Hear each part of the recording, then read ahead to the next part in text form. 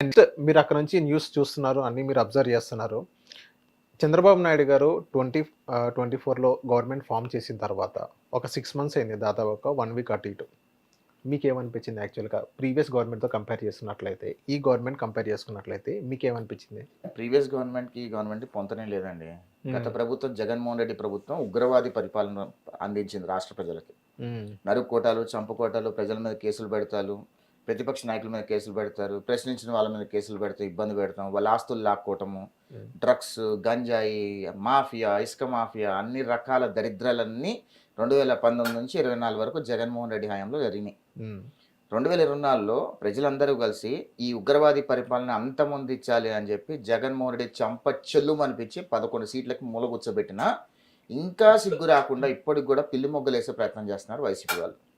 గత 6 నెలల్లో, అంటే హ్మ్. చంద్రబాబు నాయుడు గారు వచ్చిన 6 నెలల పరిపాలనలో ఎక్కడైనా సరే రాష్ట్రంలో ఈ నరుక్కోటాలు, ఈ చంపుకోటాలు, ఈ దమనకాండాలు, ఈ దొంగ కేసులు పెట్టడాలు, ప్రజల్ని ఇబ్బంది పెడుతున్నట్టు చూసారా? లేదు. స్పష్టంగా ఆంధ్రప్రదేశ్ రాష్ట్రాన్ని బాగు చేసుకునే దోవలోనే ఈరోజు చంద్రబాబు గారి ప్రభుత్వం, కూటమి ప్రభుత్వం వెళ్తుంది. హ్మ్. ఆంధ్రప్రదేశ్ రాష్ట్రాన్ని అభివృద్ధి చేయాలి. హ్మ్. ఆంధ్రప్రదేశ్ రాష్ట్రాన్ని ప్రపంచ స్థాయి రాజధాని కట్టాలి. రాష్ట్రంలో ప్రజలు సంతోషంగా ఉండాలి. రాష్ట్రంలో పూర్ పీపుల్ అనేవాళ్ళు ఉండకూడదు అనే ఒకే ఒక ఏక లక్ష్యంతో చంద్రబాబు నాయుడు గారు ముందుకెళ్తున్నారు. హ్మ్. దాన్ని కూడా జగన్మోహన్ రెడ్డి విమర్శిస్తూ, దాన్ని కూడా ఏదో ప్రజల్లో కనపడాలి, టీవీల్లో కనపడాలని చెప్పి ఆక్పాక్ కరేపాక్ లాగా హ్మ్. ఇష్టం వచ్చినట్టు మాట్లాడుతూ, ఏం మాట్లాడుతున్నాడో కూడా ఆయనకే అర్థం కాని మాటలు మాట్లాడుతున్నాడు ఇప్పటికి కూడా. హ్మ్. సరే, ముఖ్యమంత్రి పదవి ఉన్నప్పుడు రికార్డింగ్లు, ప్రెస్ మీట్లు పెట్టాడు. సరే, ప్రతిపక్షంలోకి వచ్చిన రికార్డింగ్ ప్రెస్ మీట్లు పోవట్లా. ఆఖరికి ఆయన ప్రెస్ మీట్లన్నీ కూడా ప్రతిపక్షంలో కూడా రికార్డింగ్ ప్రెస్ మీట్లు ఉంటున్నాయి అంటే హ్మ్. జగన్మోహన్ రెడ్డిని ఏమనాలో నాకైతే అర్థం కావట్లేదు. కానీ హ్మ్. ప్రజలైతే ఒకటి ఫీల్ అవుతున్నారు, ఇలాంటి ఉగ్రవాది పాలకుడు ఆంధ్రప్రదేశ్ రాష్ట్రంలో మరొకసారి గెలవకూడదు అని చెప్పి ఆంధ్రప్రదేశ్ రాష్ట్ర ప్రజలందరూ జగన్మోహన్ రెడ్డి గురించి అనుకుంటున్నారు. అది ఓకే. వాస్తవం. సార్, ఇప్పుడు మనం చూస్తున్నట్టే నిన్న జగన్మోహన్ రెడ్డి గారు ప్రెస్ మీట్ పెట్టడం జరిగింది. ఏం చెప్పారంటే ప్రెస్ మీట్‌లో చంద్రబాబు నాయుడు గారు కొత్త డ్రామాకి తెరలేపుతున్నాడు. ఏదైతే విజన్ 2047 ఏదైతే చెప్తున్నాడో ఇది అదొక కొత్త డ్రామా.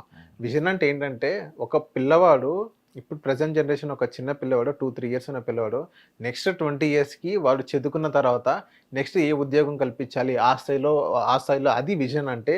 కానీ ఇప్పుడు ఈ కొత్త డ్రామా చేస్తున్నాడు. ఏదైతే స్కూల్స్ ఉన్నాయి, ప్రైవేట్ స్కూల్స్‌తో పోటీగా మేమంతలా తీర్చిదిద్దాము. ఏదైతే స్కూల్స్‌లో గోరుముద్ద అని అయన్నీ మేము పెట్టాము. ఇప్పుడు అది విజన్ అంటే, ఈయన విజన్ 2047 ఏదైతే కొత్త డ్రామా అన్నట్టుగానే జగన్మోహన్ రెడ్డి గారు చెప్పడం జరిగింది. దానికి మీరేమంటారు సార్? జగన్మోహన్ రెడ్డి 420. హ్మ్. ఓకే, దొంగలకి గద్దె దొంగ జగన్మోహన్ రెడ్డి. ఈ జగన్మోహన్ రెడ్డికి పరిపాలన అంటే ఏంటో తెలియదు, ప్రభుత్వం ఎలా నడుస్తుందో తెలియదు, విజన్ అంటే ఏంటో తెలియదు. నాకు తెలిసి విజన్ స్పెల్లింగ్ కూడా సరిగ్గా చెప్తాడో చెప్పడో డౌటే. ఓకే, హ్మ్. ప్రాబ్లం ఏంటంటే జగన్మోహన్ రెడ్డితో స్కూళ్ళన్నీ గోరుముద్ద, చిక్కీ ఇచ్చాను, హ్మ్. ఏంటి, గుడ్డు. గుడ్డిచ్చాను. గుడ్ ఇచ్చాను, అదే విధంగా నేను ఏదో ఇచ్చాను, చీప్ లిక్కర్ తీసుకొచ్చాను, బూమ్ బూమ్ తీసుకొచ్చాను చెప్పుకుంటాడు. హ్మ్. సిగ్గుండాలి కొంచెమైనా. ఎవడన్నా రాష్ట్ర అభివృద్ధి, రాష్ట్రంలో స్కూళ్ళు కానీ, కాలేజీలు కానీ, ప్రభుత్వ పాఠశాలలు కానీ, ప్రైవేట్ పాఠశాలలకి అనుకూలంగా దానికి తగ్గట్టుగా అభివృద్ధి చేయాలి అనుకొని ఏ రకంగా ప్రపంచ స్థాయి పెట్టుబడులు ఆంధ్రప్రదేశ్ రాష్ట్రానికి తీసుకోవాలనుకోవాలి. కానీ హ్మ్. ఈ చిక్కీ ఇచ్చాను, ఇడ్లీ పెట్టాను, గోరుముద్ద పెట్టాను, ఇది చేశాను, బట్టలు ఇచ్చాను చెప్తాడండి, నాకు అర్థం కాదు. హ్మ్. ఇవన్నీ కూడా గత ప్రభుత్వాలు చేసినాయే. జగన్మోహన్ రెడ్డి చేసింది ఏమీ లేదు. ఓకే. జగన్మోహన్ రెడ్డి ఏం చేశాడు, చిక్కీ ఇచ్చే కవర్ మీద ఆయన ఫోటో వేసుకున్నాడు.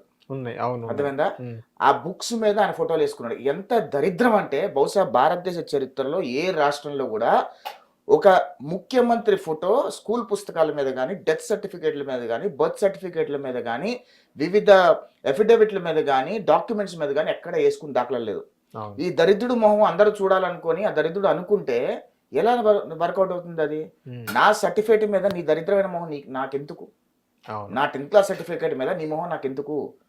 ఆంధ్రప్రదేశ్ రాజముద్ర ఉండాలి. హ్మ్. మా బాబు ఇచ్చిన భూమి ఆస్తి మీద, పట్టా మీద నీ దరిద్రమైన మొహం నాకెందుకు? అవును. అవునా? ఎక్కడైనా భారతదేశంలో ఏ ప్రభుత్వం అయినా, 29 రాష్ట్రాల్లో ఏ ఒక్క రాష్ట్ర ముఖ్యమంత్రి ఫోటోలైనా సరే పట్టా పాస్బుక్స్ మీద ఉన్నాయా? లేదు. ఏ ఒక్క రాష్ట్ర ముఖ్యమంత్రి ఫోటోలైనా సరే ఆఖరికి వాళ్ళు ఇచ్చిన భూమి కడ్డీల ఫోటోల మీద ఉన్నాయా? లేదు. ఎన్ని లక్షల కోట్లు దోచుకున్నాడు దొంగ జగన్మోహన్ రెడ్డి అంటే అన్ని లక్షల కోట్ల రూపాయలు వృధా చేసేసాడు. ఆఖరికి హెలీప్యాడ్ కట్టుకోవడానికి కూడా 9 కోట్ల రూపాయలు స్కామ్ చేసిన దరిద్ర రాజకీయ నాయకుడు జగన్మోహన్ రెడ్డి. ఈ దరిద్రుడి గురించి మాట్లాడుకోవడం అంత దరిద్రం ఇంకోటి ఉండదని నా అభిప్రాయం బ్రదర్. ఓపెన్ గా చెప్తున్నా. ఒకటేంటంటే జగన్మోహన్ రెడ్డి వైసీపీ వాళ్ళు ఏంటంటే ఇప్పుడు ప్రజలు ఎవ్వరు వాళ్ళని నమ్మే పరిస్థితుల్లో లేరు. ఏదో ఒక మాటలు మాట్లాడాలి, అందుకే 420 మాటలు మాట్లాడుతూ ఉంటాడు. విజన్ అనేది ఆనాడు 1994లో చంద్రబాబు నాయుడు గారు విజన్ 2020 అని పెడితే ఆ విజన్ 2020 ఫలితాలు ఏంటో ఈరోజు యావత్తు ప్రపంచం సైబరాబాద్ హైదరాబాద్ అని చూస్తుంది. అవును. ఒక ఏరియాలు తీసుకుంటే ఇది న్యూయార్క్లో ఉన్నామా లేకపోతే సింగపూర్లో ఉన్నామా అనేటట్టుగా సైబరాబాద్ ఎంత అద్భుతంగా తయారైంది. అంటే చంద్రబాబు నాయుడు గారు మొదలుపెట్టిన పనిని దాని తర్వాత వచ్చిన ముఖ్యమంత్రులు అందరూ కూడా దాన్ని అమలు చేసుకుంటూ వచ్చారు కాబట్టి సక్సెస్ అయింది సైబరాబాద్. అవును. నాకు friend, one of the friend, Telangana friend ఒక మాట అన్నాడు నాతో. We are so lucky that Jaganmohan Reddy was not a chief minister of Telangana అని అన్నాడు. అంటే దాని అర్థం ఏంటి తెలుసా? జగన్మోహన్ రెడ్డి కనుక పొరపాటు తెలంగాణ ముఖ్యమంత్రి అయి ఉంటే హైటెక్ సిటీ కూడా కూల్చేసి ఉండేవాడు. చంద్రబాబు నాయుడు పెట్టాడు కాబట్టి దాన్ని కూడా కూల్చేసి ఉండేవాడు అని తెలంగాణ ప్రజలు ఫీల్ అయ్యారు. అంటే జగన్మోహన్ రెడ్డి ఒక గ్లాస్లో నీళ్ళు తీసుకొని దూకి చచ్చిపోవడం బెటర్ అనుకుంటాను నేను. అంత దరిద్రమైన పేరుంది జగన్మోహన్ రెడ్డి. సార్, మరి ఇదే జగన్మోహన్ రెడ్డి గారు ఎందుకు చంద్రబాబు నాయుడు మీద ఒక మాట అన్నారు? ఈ 6 months పాలనలోనే చంద్రబాబు నాయుడు గారి గవర్నమెంట్ మీద బాగా వ్యతిరేకత వచ్చింది ప్రజల మీద.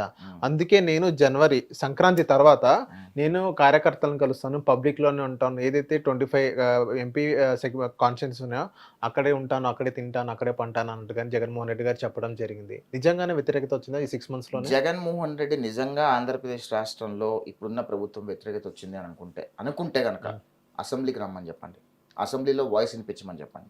అంటే ప్రతిపక్ష హోదా ఇవ్వమంటున్నారు కదా. ఎందుకు ఇవ్వాలి ప్రతిపక్ష హోదా? మేము ఇవ్వాలా ప్రతిపక్ష హోదా? ప్రజలు ఇవ్వాలి ప్రతిపక్ష హోదా. ప్రతిపక్ష హోదా ఇవ్వమని అడుక్కుంటాడు ఏంది జగన్మోహన్ రెడ్డి? నాకు అర్థం కాదు. ఇది ఎంత చిల్లరగా ఉంది. అడగటానికి మీకైనా ఉండాలి, చెప్పడానికి నాకైనా ఉండాలి బ్రదర్. ఆయన అడుక్కోవడం ఏంది? ప్రతిపక్ష హోదా అడుక్కోవడం ఏంది? ప్రతిపక్ష హోదా ప్రజలు డిసైడ్ చేయాలి. ప్రజలు ప్రతిపక్ష హోదా ఇవ్వాలి. ఈ ప్రజలు 11 సీట్లు ఇచ్చి నువ్వు ప్రతిపక్ష హోదా కూడా ప్రతిపక్ష నాయకుడు అర్హుడు కాదురా బాబు, నువ్వు పెద్ద ఉగ్రవాది రాజకీయ నాయకుడివి, నువ్వు మూల కూర్చో, కనీసం నీ మొహం మాకు అసెంబ్లీలో చూడటానికి కూడా, ఒక ప్రతిపక్ష హోదాలో చూడటానికి కూడా ఇష్టం లేదని చెప్పి ప్రజలందరూ మూల కూర్చోబెడితే ఆ అవమానం తట్టుకోలేక అసెంబ్లీకి వస్తే మళ్ళీ ఈయన చేసిన బండారాలన్నీ ఎక్కడ టీవీలో వేసి చూపిస్తారని భయపడిపోయి మూలు కూర్చొని ఏదో ఇంట్లో ప్రెస్ మీట్లు పెట్టుకొని ఏదో హడావుడి చేస్తున్నాడు. ఏంది ఇదేమన్నా తిరుపతి సెట్ వేసుకున్నట్టు, ఏమన్నా అసెంబ్లీ సెట్ ఏమన్నా ఇంట్లో వేసుకుందాం అనుకుంటున్నాడా ఏంది? ఇవన్నీ వర్కౌట్ కావు బ్రదర్. ఓపెన్ గా ఛాలెంజ్ చేస్తున్నాము. ఓకే, ఇప్పటికి కూడా నువ్వు జగన్మోహన్ రెడ్డి ఆంధ్రప్రదేశ్ రాష్ట్ర ప్రజలలో ఇప్పుడున్న కూటమి ప్రభుత్వం వ్యతిరేకత ఉంది అని జగన్మోహన్ రెడ్డి భావిస్తే మొత్తం యావత్తు 11 మంది రాజీనామా చేయండి, మళ్ళీ ఎలక్షన్లకు వెళ్దాం. సార్, ఇప్పుడు